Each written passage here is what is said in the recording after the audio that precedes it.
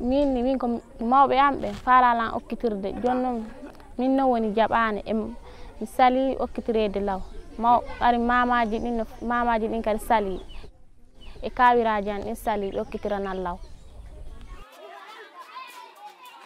Si a gobe laaminen gane si a jaɓani minen a okkita tak sabuna takko cukayel ngel ɗi woodi meedi ngeelin heeɗi minen ngeelin timminiro école muɗum sabuna law en gandano ho debbo wona ministre sabuna law en gandano ho debbo wona sandarmon.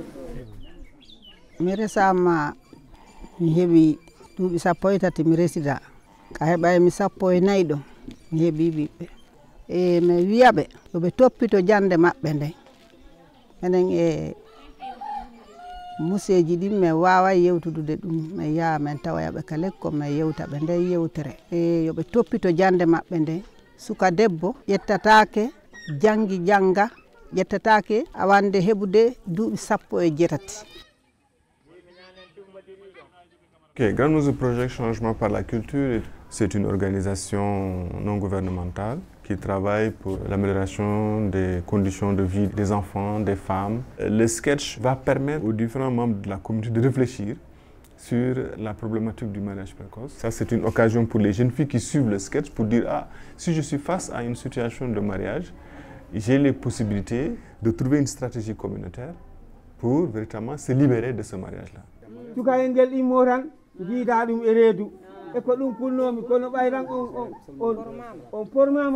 Ce sont les membres de la communauté eux-mêmes qui déroulent le scénario en étant les principaux acteurs. Les grands-mères, elles constituent une ressource importante pour le bien-être des enfants et surtout des filles. Comme dans tout groupe, parmi les grands-mères, il y a des leaders qui sortent du lot, qui sont charismatiques, qui ont un engagement volontaire, et sortent du groupe et deviennent des gens sur lesquels on s'appuie, dont on renforce les capacités pour les aider à mieux faire leur travail.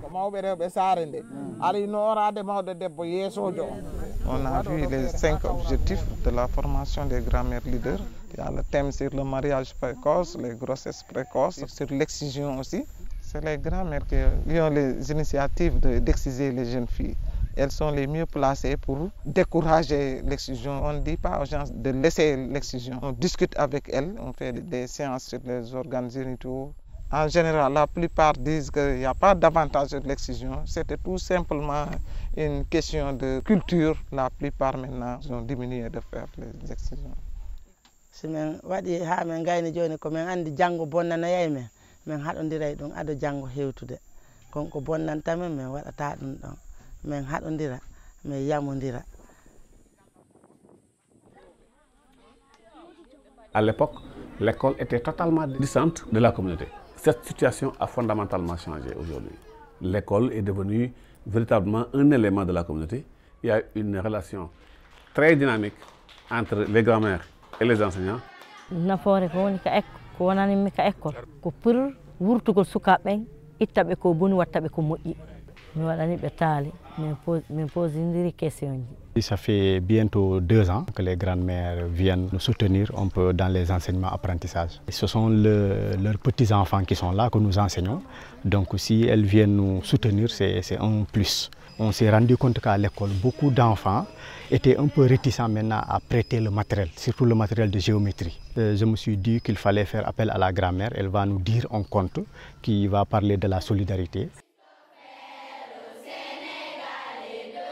Kabintaɗa ɗon mi yahaymo wata wonu minen on min jangali école sukaɓe amen ɓe wona kadi kañum kadi majjuɓe ɓe jangali ko nden fedde men woni e daranade e faade fii mawɓe fedde mawɓe rewɓe moƴƴuɓe ɓe.